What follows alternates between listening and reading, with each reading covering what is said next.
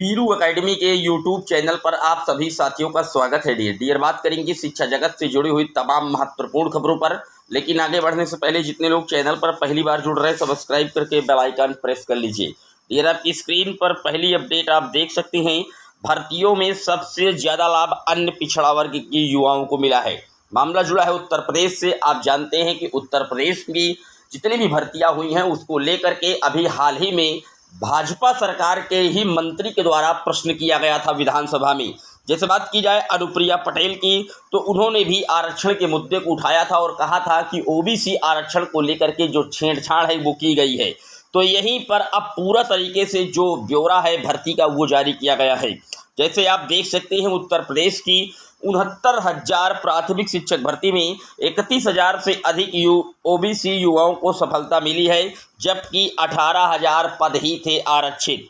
न केवल आरक्षण का लाभ मिला बल्कि मेरिट पर भी हुआ अनारक्षित पदों पर भी चयन। तो आप देख सकते हैं योगी सरकार में होने वाली भर्तियों में ओबीसी युवाओं के साथ भेदभाव को लेकर के जारी राजनैतिक आरोप प्रत्यारोप के इतर आंकड़े कुछ और ही बयां कर रहे हैं।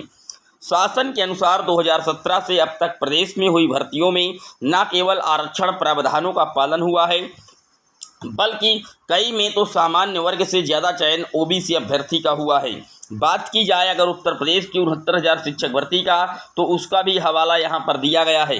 बात की जाए यूपीएससी में सबसे ज़्यादा सफलता ओबीसी को मिली है। विधानमंडल के मानसून सत्र में मुख्यमंत्री योगी आदित्यनाथ ने भर्तियों में आरक्षण प्रावधानों का विधिवत पालन होने की बात सदन में रखी है।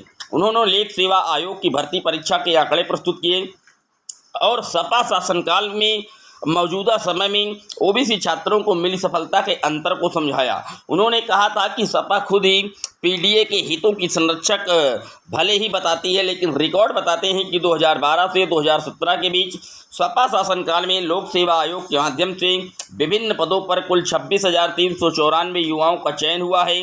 अंतिम रूप से चयनित इन अभ्यर्थियों में ओबीसी वर्ग की कुल हिस्सेदारी मात्र 26% है। तो आप देख सकते हैं यहाँ पर विधानमंडल में विधानसभा में पूरी तरीके से जो लगातार आरक्षण का जिंद जग रहा है उसको पूरी तरीके से साफ करने का जो प्रयास है मुख्यमंत्री योगी आदित्यनाथ जी की तरफ से किया जा रहा है। डियर बात कर लेते हैं अगली अपडेट की। अगली अपडेट आप देख सकते हैं शिक्षक भर्ती में अनियमितता को लेकर के बड़ा प्रदर्शन। इलाहाबाद विश्वविद्यालय के कॉमर्स विभाग में हुई शिक्षक भर्ती का विवाद रुकने का नाम नहीं ले रहा है।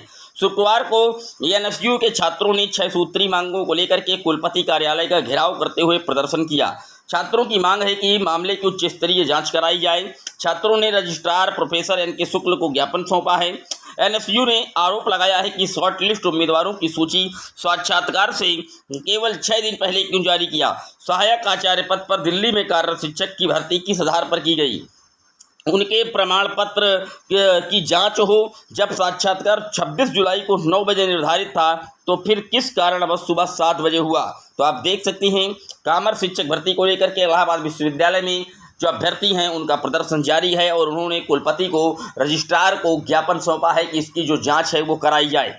बात कर लेते हैं अगली अपडेट की। अगली अपडेट आप देख सकते हैं इलाहाबाद हाईकोर्ट का एक बड़ा फैसला आया है। इलाहाबाद हाईकोर्ट ने कहा है कि प्रतियोगी परीक्षाओं में नकल से पूरा समाज प्रभावित हो रहा है। कांस्टेबल भर्ती परीक्षा में बैठे सालवर की जमानत अर्जी उन्होंने खारिज की है। इलाहाबाद हाईकोर्ट ने एक महत्वपूर्ण टिप्पणी में कहा कि प्रतियोगी परीक्षाओं में दूसरे के स्थान पर परीक्षा देने और नकल से व्यक्ति ही नहीं बल्कि पूरा समाज प्रभावित होता है। इससे लिप्त लोगों से सख्ती से निपटा जाना चाहिए। इससे योग्यता और रोजगार के समान अवसर के सिद्धांत कमजोर होते हैं। कड़ी मेहनत करने वाले युवाओं का नुकसान होता है। तो आप देख सकते हैं कांस्टेबल भर्ती में जो जमानत के लिए याचिका लगाई गई थी हाईकोर्ट में, जो आरोपी है उसकी जमानत याचिका को पूरी तरीके से खारिज किया गया है। साथ ही हाईकोर्ट ने सख्त टिप्पणी की है कि नकल माफियाओं पर बड़ी नकेल लगाई जाए और पेपर लीक जैसे घटनाओं से निपटने के जो उपाय हैं वो लगातार ठोस और मजबूत बनाए जाएं। बात कर लेते हैं अगली अपडेट की। अगली अपडेट आप देख सकते हैं प्राथमिक के बाद फिर उच्च प्राथमिक के शिक्षकों का समायोजन होगा।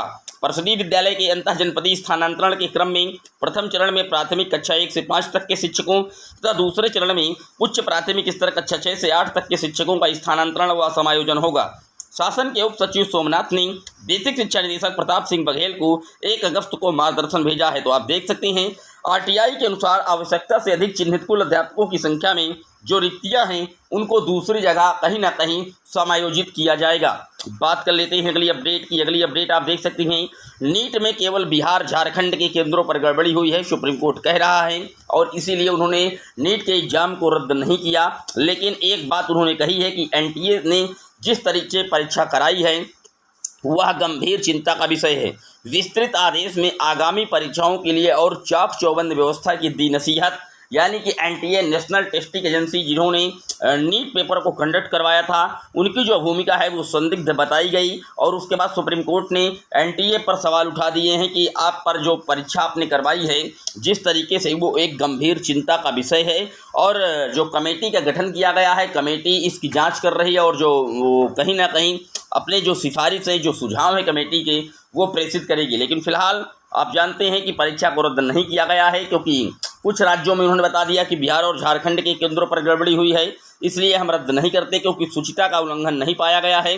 केंद्र से गठित समिति के कार्यक्षेत्र का विस्तार किया गया, परीक्षा सुधार पर सिफारिश देने का भी साथ ही उन्होंने आदेश दिया है। डियर, ये था डियर शिक्षा जगत से जुड़ा हुआ दैनिक वीडियो। कैसा लगा कमेंट जरूर करिएगा। चैनल पर जितने लोग पहली बार जुड़ रहे हैं सब्सक्राइब कर लीजिएगा। फिर मिलेंगे एक और वीडियो में, तब तक के लिए जय हिंद जय भारत।